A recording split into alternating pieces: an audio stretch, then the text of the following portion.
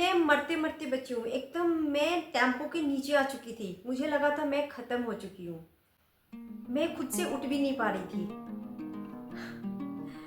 तो मैं क्या ही बोलूँ यार, मेरे लाइफ का सबसे सबसे डरावना टाइम वो कल शाम का था, 3 बजे, 3:30 बजे। गाइस, मैं अभी तक डरी हुई हूँ।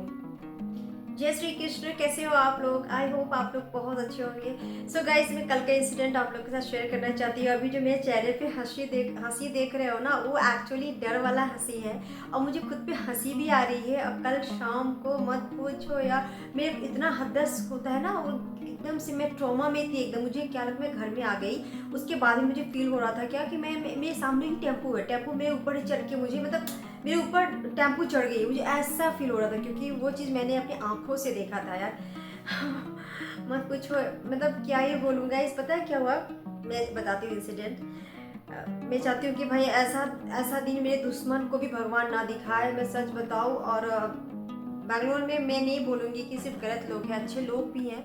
मतलब उन्होंने मुझे इतना सपोर्ट किया। मैं चलो सही है, अनजान लड़की को, मतलब ऐसा नहीं है कि आप रोड में हैं। क्या हुआ कल, मैं 3:30 बजे, 3:20 के आसपास मैं अपने बेटे को पिक करने के लिए निकली, उसको लेने के लिए। ठीक है, सिग्नल था, जहाँ पे 4 रास्ते होते हैं वहाँ सिग्नल था। ठीक है, तो पहले सिग्नल है वो कभी काम नहीं करता है, कभी करता है, तो पुलिस सब रहती है वहाँ पे। ठीक है, ट्रैफिक पुलिस रहती है, वो सबको मैनुअली रोकती है, रोक रोक के मैनुअली फिर वो जाने देती है। ठीक है, तो हमें जिस रास्ते में, वो थोड़ा गली का रास्ता ही मेन रोड में आता है। तो जब मैं निकली ना, तो आगे टेम्पो था, वो मतलब करीब 100 मीटर दूर से मुझे दिख रहा है, वो राइट इंडिकेटर दे रहा है, तो मुझे भी राइट जाना है। कोई भी यही इंसान सोचेगा ना। और काफ़ी देर तक हम रुके थे, तो भी वो राइट इंडिकेटर ही दे रहा था, वो इंडिकेटर भी चेंज नहीं कर रहा था। वो जब रुके हो तो अगर चलो आपको लेफ़्ट जाना है, तो आप लेफ़्ट इंडिकेटर देके आप खड़े हो सकते हो वहाँ पे सिग्नल पे, क्योंकि कुछ लोगों को राइट जाना होता है, कुछ लोगों को लेफ़्ट जाना होता है। और वो टेम्पो वाला कंटिन्यू राइट इंडिकेटर सिग्नल दे रहा है, मतलब राइट इंडिकेटर कंटिन्यू ऑन है। हमें भी राइट जाना है, मेरा भी राइट ऑन है। आजू बाजू मैंने नहीं देखा, उतना कारवार थी शायद। और क्या हुआ, ये टेम्पू है, ठीक है, तो टेम्पू को भी राइट घूमना है, मुझे भी राइट घूमना है, तो मैं इसके बगल में आ गई। जब वो छोड़े ना कि आ जाओ करके मैनुअली, तो मैं उसके बगल में आ गई। हम लोग आधा रोड में जा करके, पता नहीं टेम्पो वाले को क्या दिमाग में आया, मैं राइट ले रही हूँ, सडनली लेफ्ट घुमा दिया। अब यहाँ पे सीधे में मेरा बाइक उसके चक्के के अंदर, और मैं गिर गई। मुझे इतना देर समझ ही नहीं आया, मतलब मेरा माइंड ही काम नहीं, इतना तेज हुआ ना, मेरा माइंड ही काम नहीं किया, सच बताओ तो। गिर गई, और वो मैं बाइक के साथ में घसीट के ऐसा, और मुझे इतनी ज़ोर से चोट लगी, इतनी ज़ोर से चोट लगी, मेरे हाथ से सारा कंट्रोल चला गया। और टेम्पो वाला इतना बड़ा इडियट, वो रुक भी नहीं रहा था। फिर पुलिस ने इमीडिएट देखा, इमीडिएट उसने रोका, और फिर कुछ लोगों ने मुझे उठाया, मैं बाइक को साइड किया, और मैं चल भी नहीं पा रही थी। मेरे हाथ ऐसे ऐसे काँप रहे थे, और मेरे हाथों में ये पूरा गिट्टी ऐसा रोड में गिरे थे। और मेरा घुटना दोनों छिल गया, जींस पहनी थी फिर भी मेरा घुटना छिल गया। मेरे बाइक अच्छे से स्क्रैच हो गया। लेफ्ट साइड, जनरली मेरे हस्बैंड बोलते हैं लेफ्ट साइड जनरली कोई गिरता नहीं है, राइट ही, बट वो सडनली टेम्पो वाला राइट छोड़ करके लेफ्ट ले लिया। मैं एकदम बाजू में थी।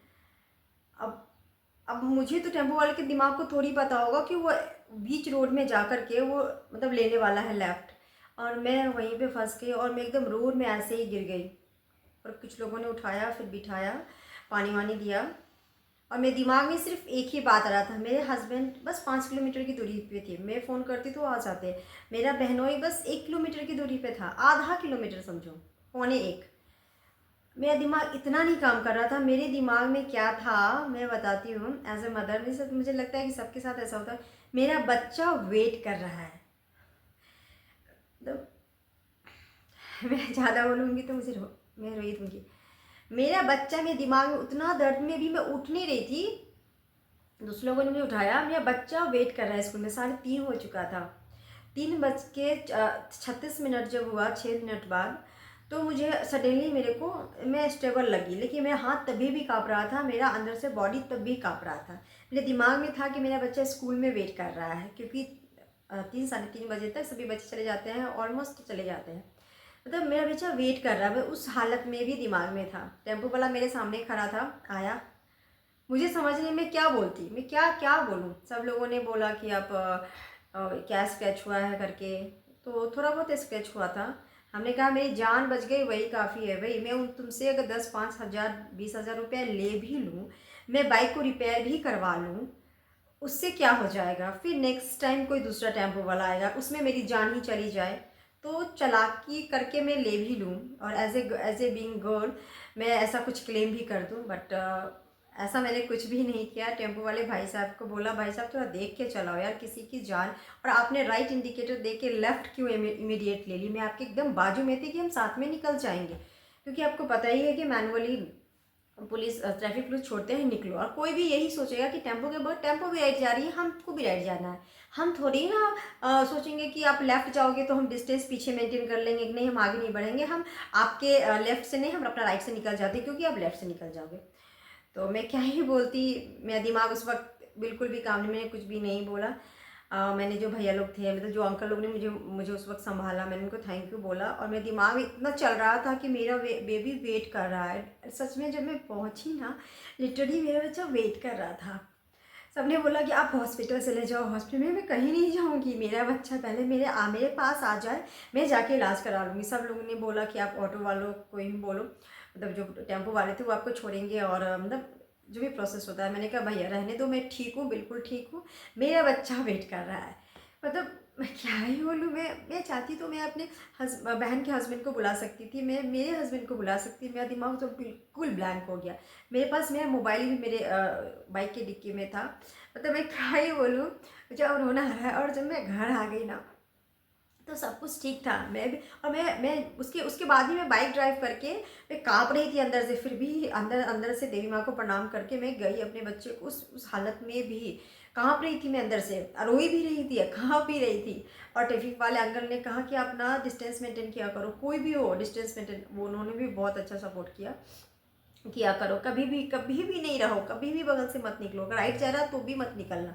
उन्होंने बेचारे समझाया अच्छे से। और सच में मैं मरते मरते बची है। मतलब मैं बची हूँ। मैं जब गई, मैं बच्चों को कुछ नहीं बताई। जैसे मैं बचा, मम्मी ये स्क्रीन में स्क्रैच लगा हुआ है, मतलब स्क्रीन में, मैं कुछ नहीं बोली। फिर मैं जब उसे बाइक पे बिठा ली तब मैंने उसको सब बताया। मतलब मत पूछो, मैं यही सोचती रही कि मान लो उस वक्त मैं हॉस्पिटल में चली जाती, कुछ मेजर एक्सीडेंट हो जाता, तो मेरा पति और मेरा बेबी, खास मेरा बेबी तो वेट करता ही रह जाता। सो गाइज टेम्पो वाले से दूर रहो। मैं हमेशा टेम्पो वाला, यहाँ पे मैंने देखा है बैंगलोर में, टेम्पो वाले जो होते हैं ना, और वो जो वाइट ट्रैवलर वाले होते हैं ना, माय गॉड। और बीएमटीसी वाले जो कचरा वाले होते हैं ना, काफ़ी हद तक वो ठीक होते हैं। बट टेम्पो वाले जो होते हैं ना, बहुत ही हरामी टाइप से चलाते हैं यार, बहुत ही रैश चलाते हैं। मतलब क्या ही बोलो, कोई टेम्पो वाला इतना इलिटरेट होते हैं ना, पता उनको ड्राइवर लाइसेंस कैसे मिल जाता है, राइट इंडिकेटर देके और लेफ्ट ले ले यार, इतना बड़ा इलिटरेट होता है। मेरी जान बच के, मैं बोली हे भगवान थैंक यू, आपने मेरी जान बचा दी। घर आने के बाद मैं इतनी बड़ी ट्रॉमा में थी, इतनी बड़ी ट्रॉमा में थी ना, मुझे, मैं बेड में आके जो मैं अपने बेड में बैठी, वो बैठी रह गई। मतलब मुझे लगता था कि अभी बगल से आ जाएगा, अभी बगल से आ जाएगा टेम्पो। मतलब मेरा बच्चा मुझे ऐसे पकड़ के बैठा हुआ था, नहीं मम्मी, तो इतना मुझे डर लग गया था। इसलिए मैं बोलती हूँ गाइस, लाइफ इज़ अनसर्टन, कभी भी कुछ भी हो सकता है। हमें नहीं पता होता है कि हम, मतलब कब है हम, कब नहीं है, क्योंकि रोड में निकलना सामना होता ही है। और मुझे ना सच में हदस होता। आज सुबह भी मैं बेबी को छोड़ने, मेरे हस्बैंड जा रहे थे ना, मैं साथ में जा रही थी। मैं चलाऊंगी, बोले नहीं नहीं अभी मत चलाओ, तुम अभी घबराई हुई। और सच में मैं जब वापस आई, मैं बोली मैं चलाती हूँ करके, मैं चला के आई, देखिए इतना बड़ा ट्रक देख के ही मैं दूर से ही डर गई। मैं ट्रक साइड में ही इंडिकेटर लेके साइड में ही बाइक को स्टॉप करके उतर गई। अब आप चलाओ। मतलब मेरे को इतना हदस हो गया है गाइस, मैं क्या करूँ क्या कहूँ। मैं मरते मरते बची हूँ, सच बताओ तो। मुझे ना अब जाके मुझे रोना भी आ रहा है और हंसी भी आ रही है कि मैं बच गई भगवान की कृपा से। बट कुछ नहीं हुआ मुझे, उस वक्त जो चोट लगा, हाथ में चोट लगा, इसमें चोट लगा, और दोनों पैरों में मुझे चोट लगा, और थोड़ा सा कमर में। मैं जब गिरी ना, तो कमर, क्योंकि फट से गिरी मैं, कमर में मुझे चोट लगा इसके हैंडल से, बाइक के हैंडल से। बट अभी भी दर्द है, बट ओके। मैं खाई हूँ 2-3 रात में, तो बहुत दर्द था, बहुत रात में। फिर मैं खाई टैबलेट, बोल रही हूँ, होम्योपैथ खाई, तो फिर मुझे आराम लगा। बाप रे बाप, मैं तो गिरते गिरते बची हूँ। मैं ऐसे गिरी ना फट से, हेलमेट से माथे में, अच्छा मैं माथे में नहीं लगा, हेलमेट पहना था मैंने। So guys it's all about कि मैं आपके सामने बैठी हूँ। नहीं, मुझे नहीं पता है कि अगर हम, तो भगवान का कृपा है कि मैं आपके सामने बैठी हूँ। मुझे लगा था मैं गई ऊपर so guys this is all about my experience last 1 year से मैं बैंगलोर में बाइक चला रही हूँ, बट किसी की इलिटरेसी की वजह से, मतलब किसी के अनपढ़ होने की वजह से, लापरवाही की वजह से मेरी जान कल जा सकती थी। और मुझे ना हद हो रहा है गाइस, तो मैं इस वीडियो को यहीं पे एंड करती हूँ। मैंने कोई ब्लॉग शूट नहीं किया, जस्ट आप लोग के साथ शेयर कर रही हूँ। और अभी बज रहे हैं 3, मैं नहीं जाऊँगी लेने के लिए बाइक से, तो मुझे डर लगने लग गया है, पता नहीं बहुत ज़्यादा। उन्होंने बोला तुम पैदल ही जाया कर, बाकी मैं रहूँगा तो मैं लेके जाऊँगा। उनका ठीक है, तो ठीक है गाइस, मैं वीडियो को यहीं पे समाप्त करती हूँ। आशीर्वाद दुआ मुझ पे बनाए रखना, मुझे आप लोगों की दुआ आशीर्वाद की बहुत ज़रूरत है। ठीक है गाइस, मिलती हूँ मैं नेक्स्ट ब्लॉग में, तब तक के लिए जय श्री कृष्ण, राधे राधे।